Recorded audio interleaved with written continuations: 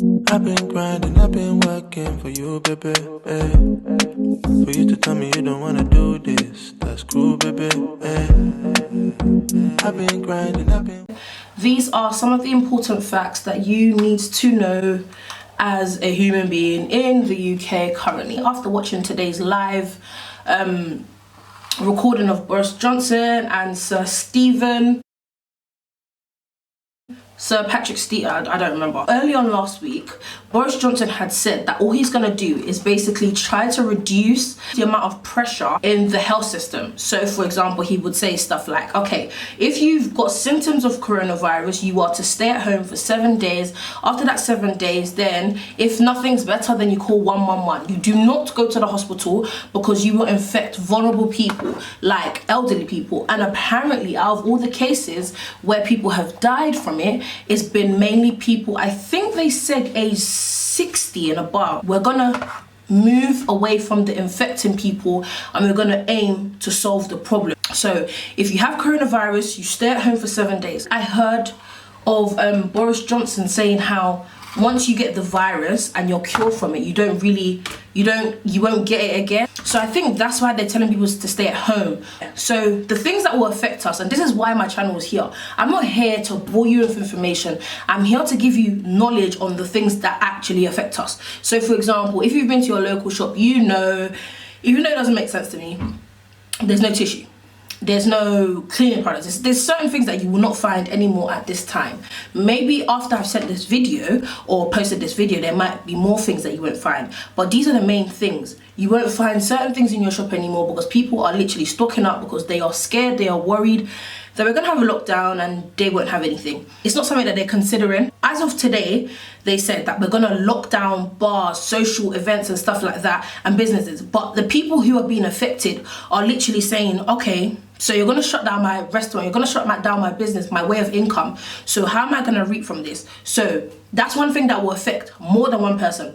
The people who like to go out, for example, me, I'm a foodie. I like to go out. I like to go to restaurants and take pictures and take nice pictures and post them on Instagram or wherever I post them. So for example, for me, that will affect me personally, only because I like to go to restaurants. But who else does it affect? It affects everybody else who expects their income from their business. So for example, a shopkeeper, the shop owner, the person who is getting paid, the employees, the employers. So now, because of this whole coronavirus thing that nobody really wants to educate themselves with but are scared, you don't know that it's actually going to affect you. So how are you going to have an alternative? This is affecting me and I pay my tax. So what can you do for me? Luckily, there's always somebody to represent. Remember someone in the crowd talking about businesses and talking about all of this, and Boris Johnson basically said in a nutshell, he will provide them with the help they need. So in my eyes, that's basically saying you're gonna pay them off, you're gonna give them money. But your idea of paying them off, my business can start off at 20k today and then tomorrow it's at 5k. So how can you give me the right amount for what I would have made this month that we're having this so-called lockdown in terms of bars and stuff? And one thing that doesn't make sense to me also is they will lock down restaurants, they will lock down all of these, but they won't lock down universities. Universities have thousands of people, teachers, lecturers, elderly people, younger people, but they won't shut it down. And that's what doesn't make sense to me. You talk about trying to limit the virus and stuff, but I feel like the UK, honestly, I feel like we are more than 3 weeks behind. They say how we're only 3 weeks. They first said we're 4 weeks behind from Italy. Now they're saying we're 3 weeks behind. I think we are honestly many more weeks behind than everybody else. Ireland have shut down their schools because obviously they don't want this coronavirus to be transmitted. But the UK, I think, are doing the bare minimum. I'm not the only person to think this, and you're probably thinking corona. Everyone's spoken about corona, and frankly, what does it have to do with me?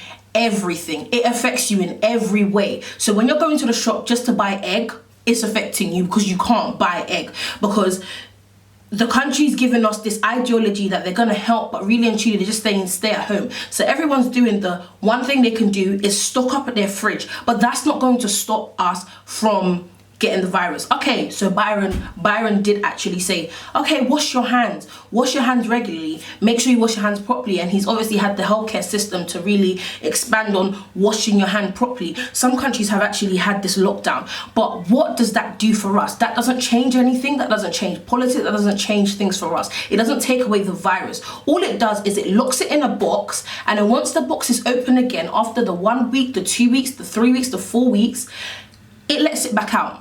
What they should do is they should employ more people into labs trying to find out why exactly this is caused and what exactly is going to be the cure. In terms of religion also is affecting you, because they're now saying that if this thing gets out of control, your churches are going to have to shut down. Your place where you feel at home, your place where you come and you fellowship with someone who you class as your God, you would have to stop all of that. Some of us might say, okay, so with all this information you've given us, what is the point?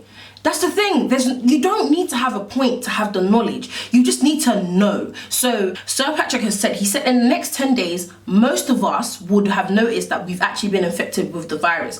And that's why they're kicking into place this whole 7-day thing, or should I say 14-day thing. And another thing they said that didn't make sense to me was, okay, if you found out that you have coronavirus or whatever, you stay in for 7 days. Now, Boris today has now changed it and said it's actually 14 days. And I remember I really appreciated this woman in the crowd, and she must have said something like, oh, which one is it? Because there's a lot of uncertainty. This is a virus. We don't need any sort of uncertainty. He's now backed up his point, tried to back up his point, and said, if you know that you have corona symptoms, then you stay at home for 7 days. And then he said this, but if you live with people, how many of us, there's a small percentage of people that actually live in a house by themselves, like a very small percentage. So he said, if you live with people, then it's 14 days. You should have just said 14 days from the start, because this is his excuse.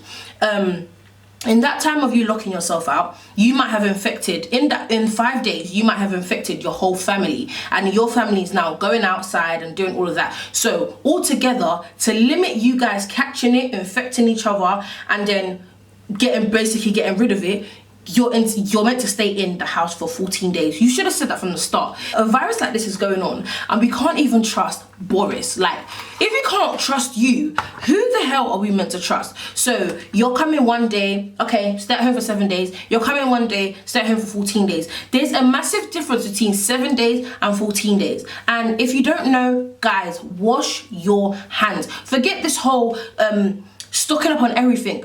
The common thing that has been told to stop coronavirus and stuff like that, and us transmitting it, is washing our hands. So with the little information that we've got, do that. Don't just sit down and say, oh, they haven't given us anything, they haven't told us anything, we're just left in this by ourselves kind of thing. Take all the precautions that you have. I'm not trying to scare you, because frankly, I believe in coronavirus, but I don't know. I don't even know if I should say this, but I believe in it, but I also don't believe in it. I think it's one of these scams that the government have come with just to lay off a lot of people from work, saying how, oh, because of the coronavirus, this and this is happening. This world is a cold world, and I'm not gonna be ignorant and say, oh, I don't entirely believe that people are dying, because of course people are dying, but okay. So look at this scenario. There's a guy who's a footballer. He came on Insta the other day. I don't know if you've done it on Snap, and it came to Instagram, and there's a group called, I'm not going to shout them out because I think they're actually a bunch of idiots. So they decided that they would post a video from a footballer. I got coronavirus, and in 7 days I was at home, and now I'm going back to play football. I thought that video was a bunch of doo-doo, in other words. I think it was a lie. I think the government must have paid him. They're just trying to use one person who they know have a large influence to scare people into, if you have coronavirus, stay at home. I hope you enjoyed this video. I hope this video was very educational. I hope you got something from it. So my motto is, what do you know and what do you want to know? So every week, I'm going to be coming on with more information about different things. This video has come to an end. I hope you did enjoy it, and I hope to see you again.